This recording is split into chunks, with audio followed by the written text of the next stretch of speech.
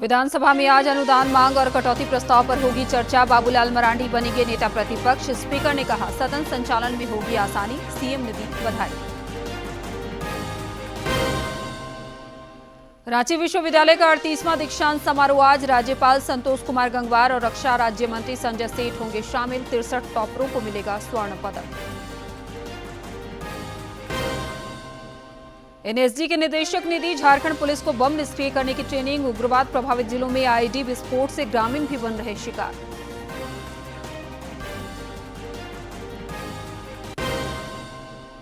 और प्रधानमंत्री जन औषधि परियोजना के 7 साल पूरे। सस्ते मूल्य पर गुणवत्तापूर्ण जेनेरिक दवाओं से लोगों को मिल रहा फायदा। झारखंड के लोगों ने भी पीएम का जताया आभार।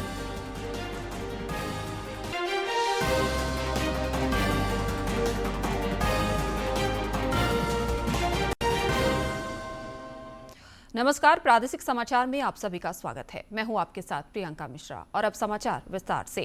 नई दिल्ली के भारत मंडपम में रिपब्लिक प्लेनरी समिट के दौरान प्रधानमंत्री नरेंद्र मोदी ने एक विकसित और आत्मनिर्भर भारत के निर्माण के लिए एक साहसिक रोड मैप की रूपरेखा प्रस्तुत की। खेल, कला और विभिन्न क्षेत्र के दिग्गजों को संबोधित करते हुए उन्होंने पिछले एक दशक में भारत के विकास के परिवर्तनकारी रास्ते और राष्ट्र की नई आकांक्षाओं पर गहरी दृष्टि साझा की। देखिए, हालात और सोच कितनी तेजी से बदल रही है। अब लोग जानते हैं कि कौन काम कर सकता है, कौन नतीजे ला सकता है। और ये सामान्य नागरिक नहीं, आप सदन के भाषण सुनोगे तो विपक्ष भी यही भाषण करता है। मोदी जी ये क्यों नहीं कर रहे हो? इसका मतलब उनको लगता है कि यही करेगा। घरों में नल से जल आता है, उज्ज्वला योजना का गैस कनेक्शन होता है, सौभाग्य योजना का बिजली कनेक्शन होता है। हमने सिर्फ 4 दीवारें खड़ी नहीं की हैं, हमने उन घरों में जिंदगी खड़ी की है। इधर झारखंड विधानसभा के बजट सत्र का आज 9वां दिन है। पहली पाली में आज प्रश्नकाल शांतिपूर्ण तरीके से चला। दूसरी पाली में अनुदान मांगों और कटौती प्रस्ताव पर चर्चा की जाएगी। प्रश्नकाल के दौरान विधायकों ने जनहित से जुड़े कई सवाल किए, जिसका प्रभारी मंत्रियों ने जवाब दिया। बीजेपी विधायक नवीन जायसवाल ने कल रांची के चान्हो में एक साधु समेत 2 व्यक्तियों की हत्या का मामला सदन में उठाया। विधि व्यवस्था पर सवाल खड़े किए। संसदीय कार्य मंत्री राधाकृष्ण किशोर ने इस पर कहा कि इस मामले में 4 लोगों की गिरफ्तारी हो चुकी है। अध्यक्ष महोदय, राज्य में क्या घटना, ये साधु भी सुरक्षित नहीं है। अध्यक्ष महोदय, साधु संत भी सुरक्षित नहीं है।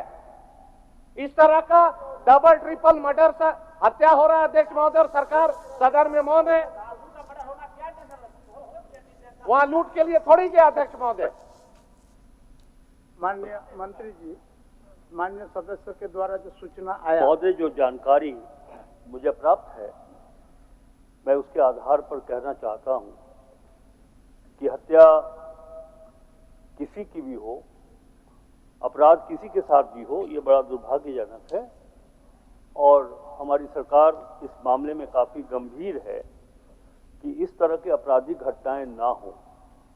मैं बताना चाहूंगा आपके माध्यम से सदन को महोदय, जानकारी के अनुसार कि इस हत्याकांड में संभवतः 4 लोगों की गिरफ्तारी हो चुकी है। 2 लोग गिरफ्त से बाहर है। बीजेपी विधायक दल के नेता चुने जाने के बाद बाबूलाल मरांडी को आज विधानसभा में प्रतिपक्ष का नेता घोषित कर दिया जाएगा। इससे पहले कल भाजपा के वरिष्ठ नेता और विधायक सत्येंद्र नाथ तिवारी ने बाबूलाल मरांडी को विधायक दल के नेता चुने जाने के बाद कार्यकारी प्रदेश अध्यक्ष डॉक्टर रविंद्र राय और केंद्रीय पर्यवेक्षक भूपेंद्र यादव और के लक्ष्मण के द्वारा हस्ताक्षरित पत्र स्पीकर को सौंपा। बाद में विधानसभा अध्यक्ष ने इस पर प्रसन्नता व्यक्त की। उन्होंने पत्रकारों से बातचीत में कहा कि अब सदन के संचालन में सुविधा होगी। इसी बीच मुख्यमंत्री हेमंत सोरेन ने श्री मरांडी को बधाई दी है। उन्होंने कहा कि श्री मरांडी का बीजेपी विधायक दल का नेता चुना जाना पूरे सदन के लिए गर्व की बात है।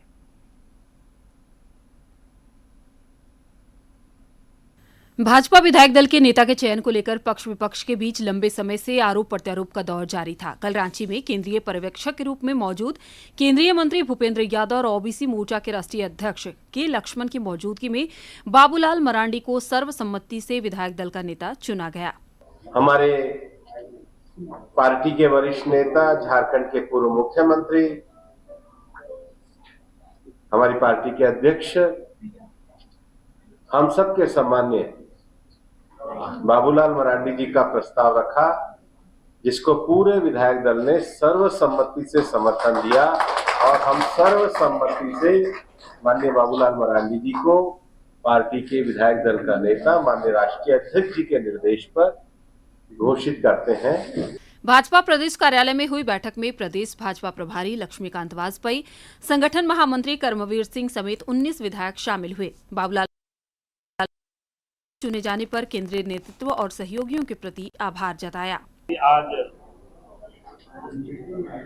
विधायक दल के नेता के चयन के प्रक्रिया को पूरी करने के लिए हमारे बीच आए आदरणीय भूपेंद्र जी, डॉक्टर के लक्ष्मण जी, श्री डॉक्टर लक्ष्मीकांत वाजपेयी जी, सबको मैं अपनी ओर से बहुत बहुत इन लोगों के प्रति मैं आभार प्रकट करता हूं और मैं विधायकों के प्रति भी आभार प्रकट करता हूं। चर्चा है कि भाजपा विधानसभा में विधायक राज सिन्हा या नवीन जायसवाल को मुख्य सचेतक बना सकती है। वहीं पहली बार चुनाव जीती मंजू देवी सचेतक बन सकती हैं। रांची से अवधेश गौतम की रिपोर्ट। रांची विश्वविद्यालय का 38वां दीक्षांत समारोह आज मोराबादी स्थित दीक्षांत मंडप में होगा। राज्यपाल संतोष कुमार गंगवार, रक्षा राज्य मंत्री संजय सेठ, राज्य के वित्त मंत्री राधाकृष्ण किशोर और उच्च एवं तकनीकी शिक्षा मंत्री सुदेवी कुमार सोनू समारोह में शामिल होंगे। समारोह के दौरान 63 टॉपरों को गोल्ड मेडल से सम्मानित किया जाएगा।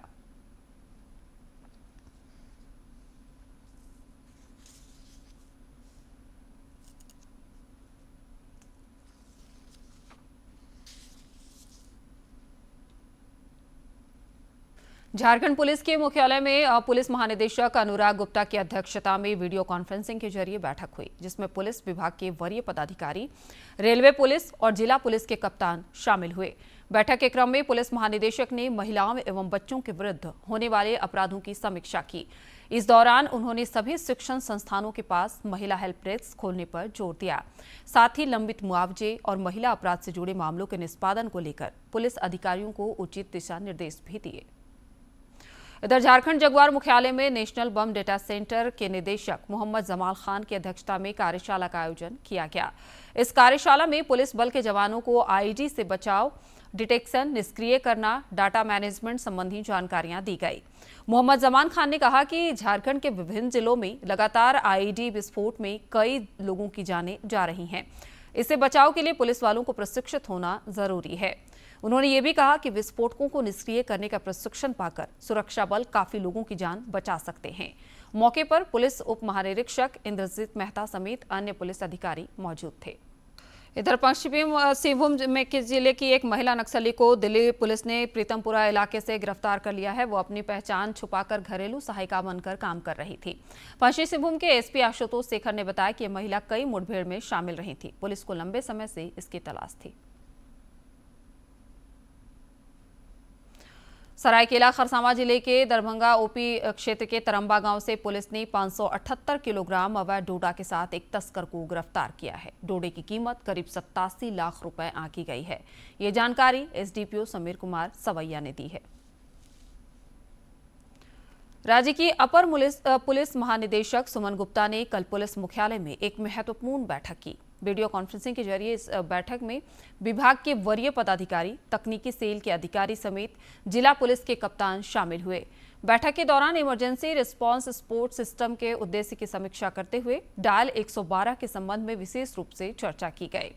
इस दौरान सुमन गुप्ता ने महिलाओं, बच्चों, वृद्धों को त्वरित गति से सहायता पहुंचाने के साथ एम्बुलेंस और फायर ब्रिगेड से संबंधित सेवाओं पर भी बल दिया। इधर पलामू के उपायुक्त शशि रंजन छतरपुर अनुमंडल कार्यालय परिसर में आयोजित कैंप कार्यालय पहुंचे। इस दौरान उन्होंने क्षेत्र का भ्रमण कर संचालित योजनाओं के क्रियान्वयन की हकीकत भी जानी। उपायुक्त आदिम जनजाति बहुल डुंडुर गांव पहुंचे, जहां राजकीय उत्क्रमित मध्य विद्यालय का निरीक्षण किया। उन्होंने स्कूली बच्चों से बातचीत कर उनके पढ़ाई की जानकारी ली और प्रोत्साहन के लिए स्कूल किट का वितरण भी किया। उपायुक्त ने मध्याह्न भोजन के गुणवत्ता की भी जांच की। उपायुक्त ने कहा कि क्षेत्र के विकास के लिए सरकार की ओर से संचालित योजनाओं को सुनियोजित तरीके से लागू किया जाएगा। इधर भय मुक्त और अपराध मुक्त वातावरण सुनिश्चित करने के लिए राज्य में विभिन्न स्तरों पर पहल हो रहे हैं। सिमडेगा पुलिस ने अपराध नियंत्रण के लिए गेस्ट वेरिफिकेशन ऐप का निर्माण किया है, जिसका होटलों, गेस्ट हाउस और धर्मशाला के मालिकों को उपयोग करना अनिवार्य होगा। देखिए खास रिपोर्ट। कर रही है। अपराध पर पूरी तरह नियंत्रण हो, इसके लिए जिला पुलिस ने उपायुक्त अजय कुमार सिंह और पुलिस अधीक्षक सौरभ कुमार की अगुवाई में गेस्ट वेरिफिकेशन ऐप लॉन्च किया है। उपायुक्त ने भरोसा जताया कि ऐप लॉन्चिंग के बाद तकनीक की मदद से अपराधियों की पहचान आसानी से हो सकेगी। ये या क्राइम डिटेक्शन के लिए ही ये को फैसिलिटेट करने के लिए ये ऐप बना हुआ है। ये जो आप तैयारी किए हैं, इतना बढ़िया काम आपने किया है। गेस्ट वेरिफिकेशन ऐप का इस्तेमाल होटलों, गेस्ट हाउस और धर्मशाला के संचालकों को करना अनिवार्य होगा। पुलिस अधीक्षक सौरभ कुमार ने कहा कि ऐप की मदद से जहां एक ओर आपराधिक गतिविधियों पर अंकुश लगेगी, वहीं दूसरी ओर होटलों और गेस्ट हाउस के संचालकों को भी इससे सुविधा होगी। मेन इसका उद्देश्य यह है कि होटल में कई बार ऐसा देखा गया है कि लोग ठहरते हैं और वहां से आपराधिक घटनाओं को अंजाम देते हैं। तो अपराध नियंत्रण के दृष्टिकोण से ऐसे लोगों पर निगरानी रखी जाए, इसके लिए एक एप्लीकेशन लॉन्च किया गया। राज्य के कुछ अन्य जिलों में भी इस तरह के पहल हुए हैं, जो काफी कारगर साबित होते दिख रहे हैं। सिमडेगा से मनोज कुमार सिन्हा, मनु की रिपोर्ट। आपका पसंदीदा डीडी झारखंड नए तेवर और नए कलेवर के साथ आपके बीच है, ताकि पल पल की खबरें आप तक पहुंचे। आपका अपना पसंदीदा डीडी झारखंड, गांव से लेकर कस्बों और शहरों तक की है धड़कन। सटीक, विश्वसनीय और तेज खबरों का भी है आईना।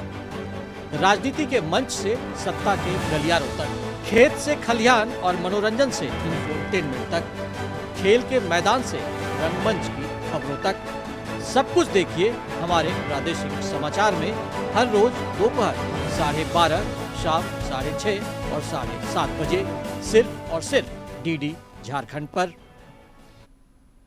आज देश भर में जन औषधि दिवस मनाया जा रहा है। जेनरिक दवाओं के इस्तेमाल को बढ़ावा देने के लिए ये दिवस मनाया जाता है। अगर आपको ब्रांडेड दवाओं से 50 से 80% सस्ती दवाएं मिलें तो आपको ताज्जुब होगा, लेकिन ये सच है कि प्रधानमंत्री जन औषधि केंद्रों पर इतनी सस्ती दवाएं मिलती हैं। देश भर में 15,000 जन औषधि केंद्र खुले हैं, जहां गुणवत्ता वाली दवाएं 50 से 80% तक सस्ती मिलती हैं। जन औषधि केंद्रों पर 2300 तरह की दवाइयां और सर्जिकल उपकरण मिलते हैं। खास बात यह है कि 15,000 जन औषधि केंद्रों में से 40% केंद्रों को महिलाएं चलाती हैं। इस योजना के तहत बीते 10 साल में लोगों के 30,000 करोड़ रुपए की बचत हुई है। पिछले एक साल में लगभग 4,500 जन औषधि केंद्र खुले हैं। आज इनकी संख्या बढ़कर 15,000 जन औषधि केंद्र हो गई है और हमारा लक्ष्य है 25,000 जन औषधि केंद्र तक पहुंचने का। साथ ही हमारे दवाइयों का प्रोडक्ट बास्केट जो है वो लगभग 2300 प्रोडक्ट्स का है आज की तारीख में। 2000 दवाइयाँ और 300 न्यूट्रास्यूटिकल्स हैं। तो इस प्रकार से इस सरकार के इंटरवेंशन से लोगों के पिछले 10 वर्षों में लगभग 30,000 करोड़ रुपए की बचत हुई है। प्रधानमंत्री जन औषधि केंद्रों पर दिल, डायबिटीज, बुखार, दर्द और कैंसर की भी दवाइयाँ मिलती हैं। यहाँ तक कि सैनिटरी नैपकिन 1 रुपया में मिलता है। ये दवाइयाँ बेहतर क्वालिटी वाली होती हैं। यही वजह है कि हर दिन करीब 12 लाख लोग जन औषधि केंद्रों पर जाते हैं। जो लोग जन औषधि केंद्र खोलना चाहते हैं, उनको सरकार की तरफ से मदद दी जाती है। जन औषधि केंद्रों पर न केवल सस्ती दवाएं मिलती हैं, बल्कि ये रोजगार भी मुहैया कराती हैं। भारत की जेनरिक दवाइयां दुनिया भर में मशहूर हैं। दुनिया के हर 5 में से 1 व्यक्ति भारत में बनी दवा खाते हैं। सस्ती दवाओं की देश के हर आदमी, खास तौर से गरीब तक पहुंच हो, इसी के लिए देश भर में जन औषधि केंद्र खोले जा रहे हैं। सरकार ने 2027 तक 25,000 जन औषधि केंद्र खोलने का लक्ष्य रखा है। नितेंद्र सिंह की report, DD news, Delhi. Bokaro में भी जन औषधि परियोजना के जरिए गरीबों को काफी फायदा मिल रहा है। यहाँ के लोगों ने जेनेरिक दवाओं के लिए की गई इस पहल के लिए केंद्र सरकार का आभार जताया है। आज जन औषधि दिवस है। लोगों को सस्ती कीमतों पर गुणवत्तापूर्ण जेनेरिक दवाइयां उपलब्ध कराने के उद्देश्य से प्रधानमंत्री भारतीय जन औषधि परियोजना आरंभ की गई थी। झारखंड के बोकारो में भी इस योजना से काफी मरीजों को फायदा हो रहा है। लाभुकों ने इस जन कल्याणकारी योजना के लिए प्रधानमंत्री का आभार जताया। बाहर का दवा और इस दवा में हम लोग को बहुत अंतर नजर आ रहा है। ये सस्ता भी है और अच्छा भी है। अब बाहर की दुकान से ज़्यादा सस्ता मिलता है। यहाँ बाहर का दुकान में 100 रुपये का दवा एक पत्ता में मिलता है, 2 पीस मिलता है। वो दवा यहाँ 10 रुपये में एक पत्ता मिलता है पूरा। केंद्र से हम लोग दवा लेते हैं और सारे लोग भी दवा लेते हैं। गरीबों का कल्याण इससे हो रहा है। मैं 2-2.5 साल से यहाँ दवा ले रहा हूँ इसनोफिलिया का। बहुत अच्छा लग रहा है और दर्द का भी दवा लिया हूँ, वो भी 2 महीने से खा रहा हूँ, अच्छा लग रहा है। उधर बोकारो सदर अस्पताल के उपाधीक्षक डॉक्टर अरुण कुमार ने बताया कि जन औषधि केंद्र की दवाइयां और ब्रांडेड दवाइयों की गुणवत्ता में कोई अंतर नहीं है। इससे जरूरतमंदों को काफी फायदा हो रहा है। प्राइम मिनिस्टर के द्वारा संचालित जन औषधि केंद्र जो मेरे सदर अस्पताल बोकारो में भी कार्यरत है, गेट पर है, और इसमें जो भी दवाएं हैं बाज़ार के मार्केट से 80 से 40% तक कम दाम में मिलते हैं और ये उतना ही कारगर है अगर ठीक से इसका पालन किया जाए तो। जेनेरिक दवाओं को लेकर देश में की गई इस पहल से निश्चित रूप से आर्थिक रूप से कमजोर रोगियों को फायदा पहुंच रहा है। बोकारो से मनोज कुमार की रिपोर्ट।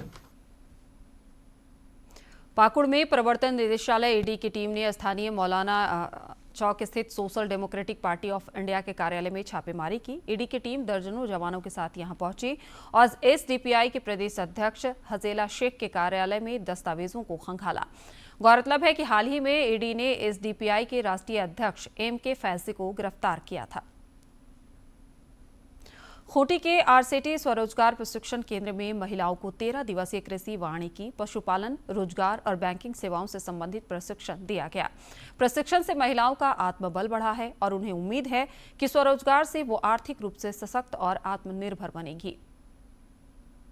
महिलाओं को आर्थिक रूप से सशक्त और आत्मनिर्भर बनाने के लिए कई पहल हो रही है। खूंटी के आरसीटी स्वरोजगार प्रशिक्षण केंद्र में महिलाओं को 13 दिवसीय कृषि, वानिकी, पशुपालन, रोजगार और बैंकिंग सेवाओं से संबंधित प्रशिक्षण दिया गया। इस दौरान महिलाओं को उन्नत कृषि तकनीक के इस्तेमाल और केसीसी तथा मुद्रा लोन जैसी ऋण सुविधा की जानकारियां दी गई।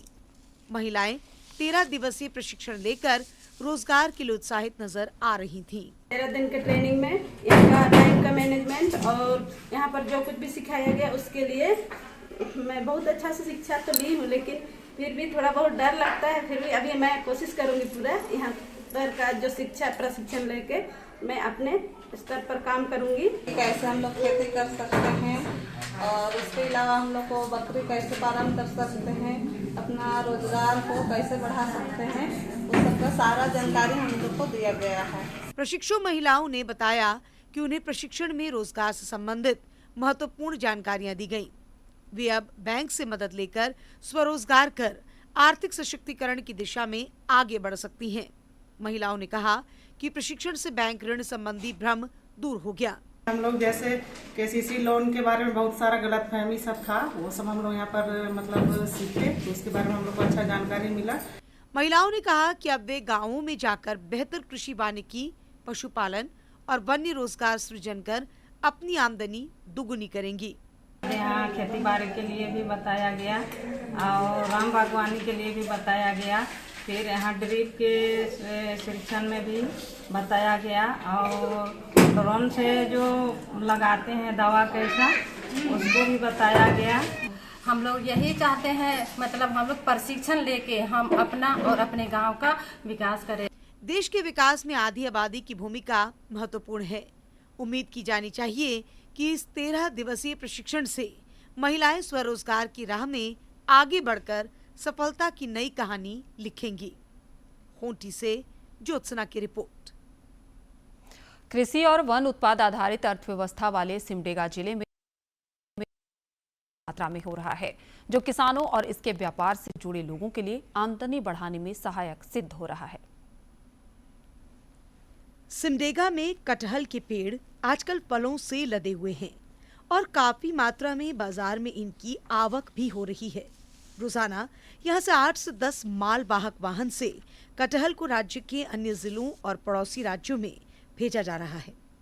कटहल के सप्लायर भरत प्रसाद ने बताया कि सिमडेगा जिले से एक सीजन में अनुमानतः 1.5 करोड़ किलोग्राम कटहल अन्य जिलों और राज्यों में भेजा जाता है। ये जाता है बिहार, यूपी और झारखंड, ये तीनों राज्य में जाता है कटहल।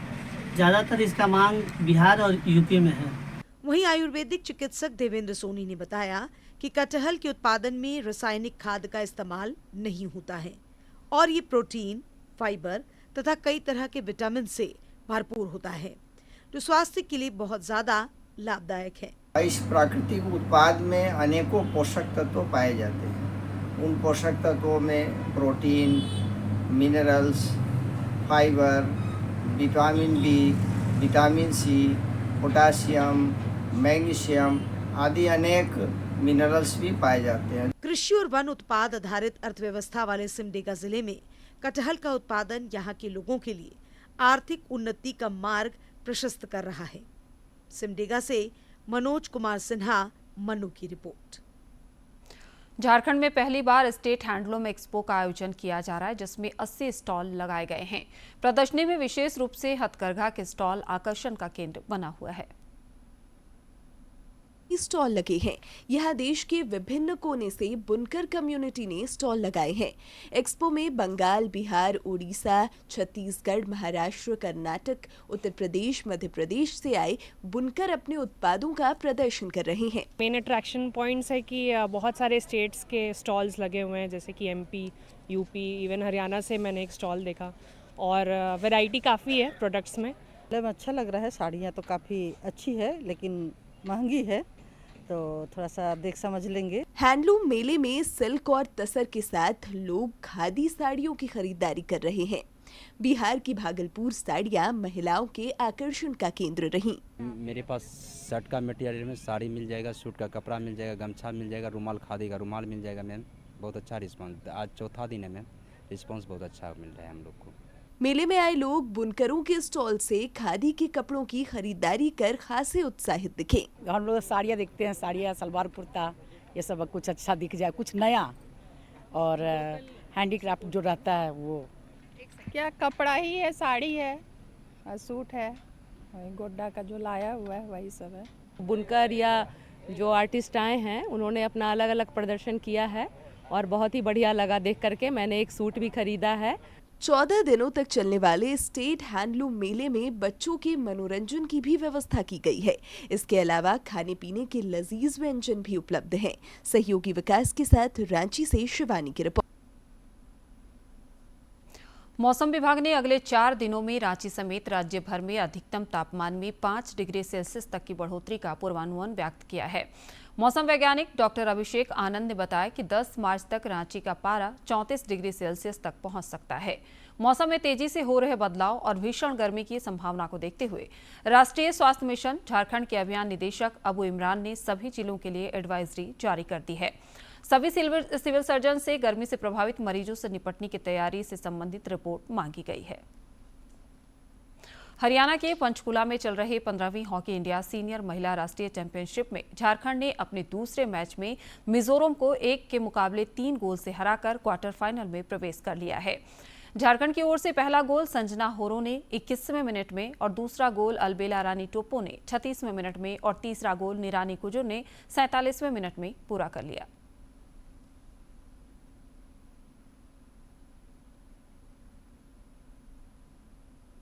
और अब कुछ खबर विभिन्न जिलों से।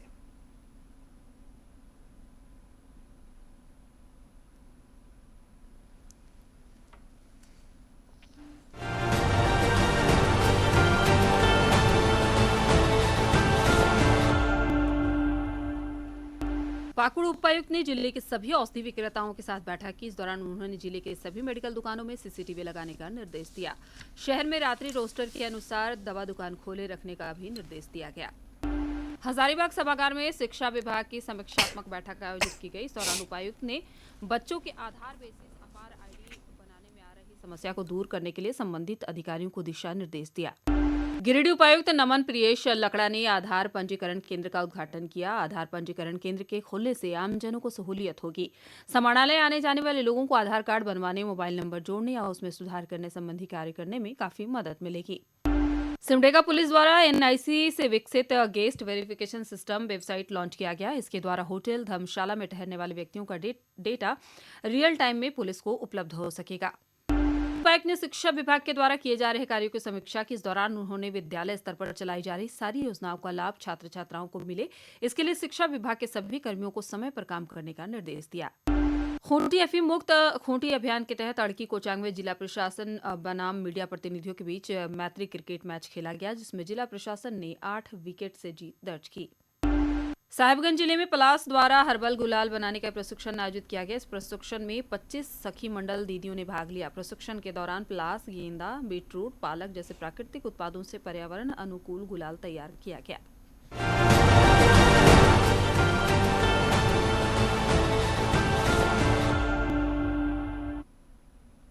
स्वस्थ शरीर और सरल मन के लिए योगासन एक प्रभावी उपाय है। योग न केवल रोग प्रतिरोधक क्षमता बढ़ाता है, बल्कि आंतरिक शांति और सकारात्मक ऊर्जा भी प्रदान करता है। आज के अंक में पावर और स्ट्रेंथ को बढ़ाने वाले 2 आसनों को देखते हैं। तो सबसे पहले हम अभ्यास करेंगे वीरासन का, जिसका हम अभ्यास कर सकते हैं। सबसे पहले हमें नीलिंग डाउन पोजीशन में आना है। नीलिंग डाउन पोजीशन में आके फिर हम दोनों हिप्स को नीचे लेके आएंगे और यहाँ से हम धीरे से लेफ्ट लेग को हाथ की मदद से अनफोल्ड करेंगे और राइट हैंड को राइट नी पे रखेंगे, लेफ्ट हैंड को लेफ्ट नी पे रखेंगे और स्पाइन को सीधा रखने का प्रयास करेंगे।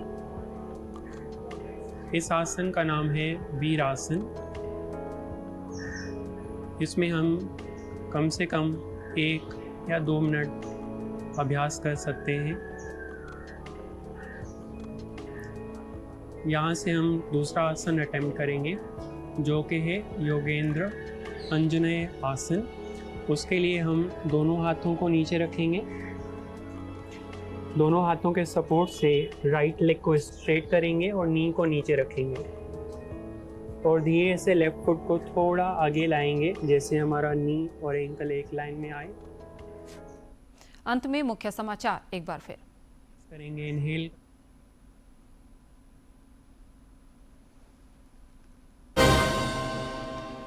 विधानसभा में आज अनुदान मांग और कटौती प्रस्ताव पर होगी चर्चा। बाबूलाल मरांडी बनेंगे नेता प्रतिपक्ष। स्पीकर ने कहा सदन संचालन में होगी आसानी, सीएम ने दी बधाई। रांची विश्वविद्यालय का 38वां दीक्षांत समारोह आज। राज्यपाल संतोष कुमार गंगवार और रक्षा राज्य मंत्री संजय सेठ होंगे शामिल। 63 टॉपरों को मिलेगा स्वर्ण पदक। एनएसजी के निदेशक ने दी झारखंड पुलिस को बम निष्क्रिय करने की ट्रेनिंग। उग्रवाद प्रभावित जिलों में आईईडी विस्फोट से ग्रामीण भी बन रहे शिकार।